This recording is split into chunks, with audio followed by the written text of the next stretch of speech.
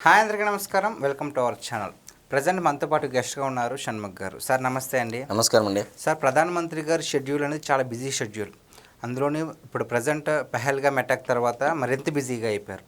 ఇలాంటి సమయంలో, ఇలాంటి సిచ్యువేషన్లో నారా లోకేష్ గారికి 2 గంటల పాటు సమయం ఇచ్చారు భేటీ అవ్వడానికి.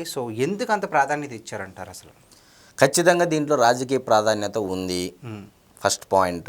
రెండో పాయింట్, ప్రధానమంత్రి మోడీ గారు ఈ మధ్య తను రాజకీయ సంబంధాల కన్నా వ్యక్తిగత సంబంధాలకు ఎక్కువగా ప్రిఫరెన్స్ ఇస్తున్నారనేది ఖచ్చితంగా చెప్పవచ్చు. ఆ వ్యక్తిగత సంబంధాలు కూడా అల్లాటప్పలతో చేయట్లేదు. అమెరికా ఉపాధ్యక్షుడు జేడీ వ్యాన్స్ కుటుంబంతో కూడా ఈ మధ్య కాలంలో ఆయన కుటుంబ సమేతంగా సమయం గడపడము, దాని తర్వాత దేశంలోని ఎంటైర్ భారతదేశంలో ఒక వ్యక్తిని కుటుంబంగా నువ్వు రావే నేను పిలిస్తే అని పిలిపించుకున్నటువంటి ఏకైక వ్యక్తి ఇప్పటి వరకు ఉన్నాడు అంటే నరేంద్ర మోడీ గారు ప్రధానమంత్రి అయిన తర్వాత నుంచి ఒక్క నారా లోకేష్ గారు మాత్రమే ఖచ్చితంగా చెప్పవచ్చు. ఈవెన్ వాళ్ళ తండ్రి గౌరవనీయులు ముఖ్యమంత్రి నారా చంద్రబాబు నాయుడు గారు కూడా అవకాశం రాలేదు. అంటే ఎందుకు పదే పదే జగన్మోహన్ రెడ్డి గారు కానీ వాళ్ళ సోషల్ మీడియా కానీ కోట్ల రూపాయలు వెచ్చించి ఏదైతే పప్పు అని చేశారో ఈరోజు అది పప్పు కాదు, తుప్పును వదలగొట్టే నిప్పు నిజం అని చెప్పేసి నరేంద్ర మోడీ గారు తను కేటాయించినటువంటి సమయం ప్రకారము మనం ఖచ్చితంగా చెప్పవచ్చు. అంటే అంత ప్రాధాన్యత ఎందుకు ఇచ్చారంటే, ఎస్, చంద్రబాబు నాయుడు గారిలో ఉన్నటువంటి చాణక్యము, స్వర్గీయ నందమూరి తారక రామారావు గారిలో ఉన్నటువంటి ఎంపతి ప్లస్ బోల్డ్ స్టెప్స్ అంటారు కదా, స్ట్రైట్ ఫార్వర్డ్నెస్, నాన్చుడి వ్యవహారం అనేది ఉండదు కదా, ఈ రెండు కలగలిపినటువంటి వ్యక్తి నారా లోకేష్ గారు.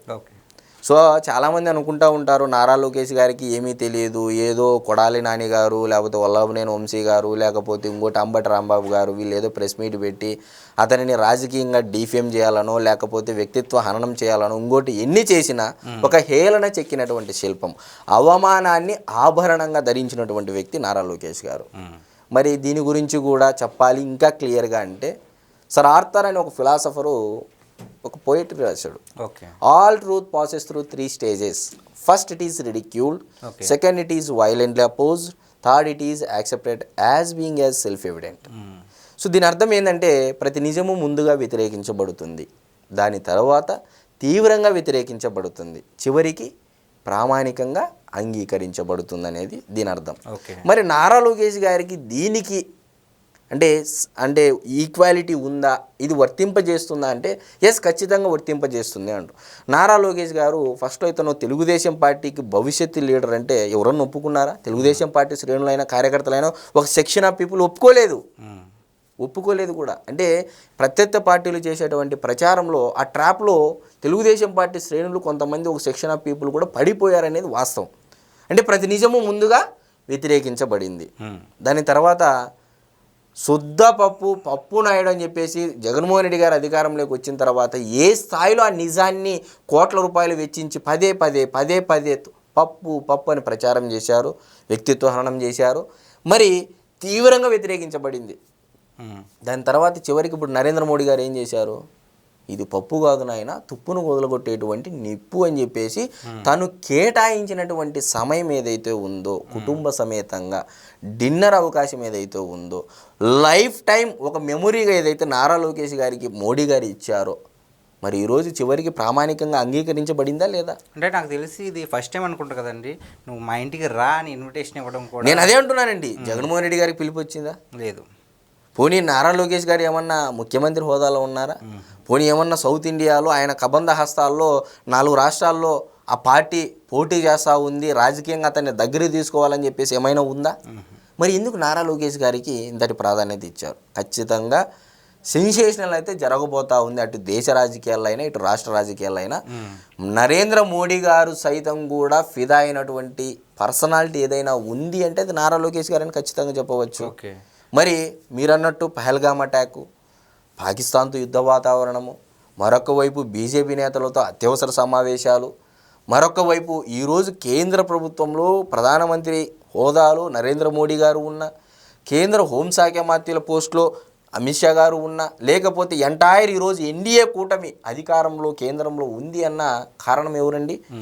జోడెద్దులు అంటే 2 కాళ్ళతో ఎన్డీఏ కూటమి ఉంది అంటే ఒక బలమైన కాల్ అనేది ఎవరండి? చంద్రబాబు నాయుడు గారు కాదు. మరి అటువంటి చంద్రబాబు నాయుడు గారు కొడుగ్గా కాకోకుండా నారా లోకేష్ గారి తండ్రిగా చంద్రబాబు నాయుడు గారు ఈరోజు కీర్తించబడుతున్నారు. ఎస్. మరి ఈరోజు మోడీ గారు ఇచ్చినటువంటి సమయం తెలియజేస్తూ ఉందండి. ఒక పవన్ కళ్యాణ్ గారికి ఉండే ఇంపార్టెన్స్ ఇప్పుడు ఇక్కడ చాలామంది ఇంకో ప్రశ్న అండి, పవన్ కళ్యాణ్ గారిని డిఫేమ్ చేస్తున్నారు, తొక్కేస్తున్నారు. ఏందయ్యా పవన్ కళ్యాణ్ గారిని తొక్కేంత చంద్రబాబు నాయుడు గారు చేశారా? డిప్యూటీ సీఎం ఇచ్చారు, 5 శాఖలకు మంత్రి ఇచ్చాడు. ఏ సభకు వెళ్ళినా పవన్ కళ్యాణ్ గారిని గుర్తు చేసుకుంటానే ఉన్నారు, ఎక్కడ మాట్లాడినా పవన్ కళ్యాణ్ గారిని గుర్తుకు చేసుకుంటానే ఉన్నారు. మోడీ గారు ఇచ్చేటువంటి ఇంపార్టెన్స్ పవన్ కళ్యాణ్ గారికి ఉండనే ఉంది. నారా లోకేష్ గారు తన టాలెంట్ను, తన ప్రతిభను, తన సామర్థ్యత, తన నైపుణ్యాన్ని తెలుగుదేశం పార్టీలో ఈరోజు చూపించాడు. 1 కోటి సభ్యత్వాలకు పైగా నమోదు చేయించాడండి. అసలు తెలుగుదేశం పార్టీ కార్యకర్తల సంక్షేమం కోసము, కార్యకర్తల కోసము ఒక సభ్యత్వమైన కార్యక్రమంలో గతంలో 60 లక్షలు ఉంటే ఈరోజు 1 కోటికి దాటిచ్చాడు. తన సామర్థ్యత అక్కడే తెలిసింది. ఈరోజు తెలుగుదేశం పార్టీ కార్యకర్తల్ని వెతుక్కుంటా వస్తుంది, యాప్ క్రియేట్ చేస్తా ఉన్నామని చెప్పి స్వయంగా చెప్పినటువంటి వ్యక్తి. అంటే కార్యకర్తలకు పెద్దపీట వేయబోతున్నాడు అని చెప్పేసి ఖచ్చితంగా చెప్పవచ్చు. ఇవన్నీ ఒక ఎత్తు అయితే మోడీ గారు సమయం కేటాయించడము ఖచ్చితంగా ఇది ఒక ప్రధానమంత్రి, దేశంలోనే పవర్ఫుల్ ఫస్ట్ ప్లేస్లో ఉన్నటువంటి వ్యక్తి ప్రధానమంత్రి గారు. అటువంటి ప్రధానమంత్రి గారే ఒక రాష్ట్ర మంత్రిగా ఉన్నటువంటి వ్యక్తిని 2 సమయాలను కేటాయించాడు అంటే అర్థం చేసుకోండి. చంద్రబాబు నాయుడు గారు ఉన్నటువంటి చాణక్యము, నందమూరి తారక రామారావు గారు స్వర్గీయ సీనియర్ నట సార్వభౌముడైనటువంటి నందమూరి తారక రామారావు గారిలో ఉన్నటువంటి ఎంపతి, బోల్డ్ స్టెప్స్ ఏదైతే ఉందో ఈ 2 కలగలిగినటువంటి వ్యక్తి నారా లోకేష్ గారు.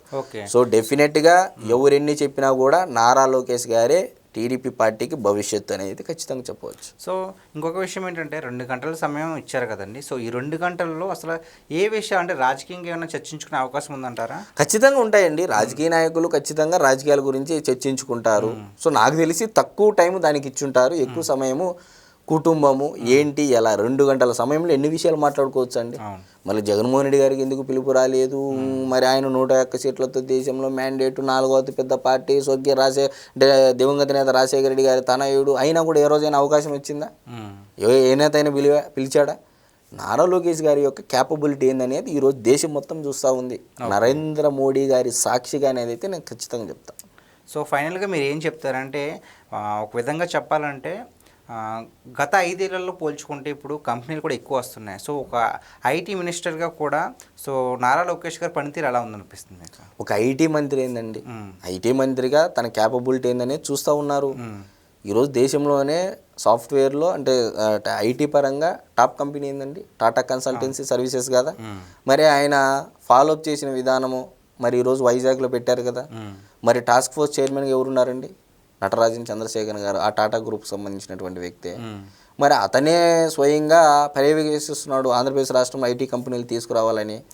వైజాగ్ అనేది ఐటీ హబ్ అనేది చెప్పేశారు. మరి ఆ వైజాగ్లో ప్రథమ బీజంగా టీసీఎస్ వచ్చింది. నిన్నటి రోజున కూడా బిల్ గేట్స్ ఒక లేఖ రాయడం జరిగింది. మీ చొరవను నేను ప్రశంసలు కూడా అంతకు మించి ఏదైనా ఉంది, మరలా నేను ఆంధ్రప్రదేశ్కి వచ్చే నాటికల్లా మీ ఆధ్వర్యంలోనే మీ హయాంలోనే ప్రగతి చూస్తానని చెప్పేసి కూడా అభినందిస్తూ ప్రశంసిస్తూ లేఖ రాయడము. అంటే ఇది ఒక ఉదాహరణగా చెప్పవచ్చు ఆంధ్రప్రదేశ్లో ఎటువంటి వాతావరణం ఉంది. ఐటీ శాఖ మంత్రిగా నారా లోకేష్ గారు ఎంత సామర్థ్యత, ఈరోజు విద్యాశాఖ మంత్రిగా విద్యా సంస్కరణ తీసుకుని వస్తున్నాడండి విద్యా వ్యవస్థలోనే. మరి ఏ రకంగా చూసుకున్నా అంటారు కదా, నీ కాలు ఏ షూలో పెట్టినా అది పడుతుంది అనే ఒక సామెత ఉంది కదా. ఆ సామెత ఖచ్చితంగా నారా లోకేష్ గారికి వర్తింపు అవుతుంది అయితే ఖచ్చితంగా చెప్తాను. Okay, thanks. నమస్తే అండి.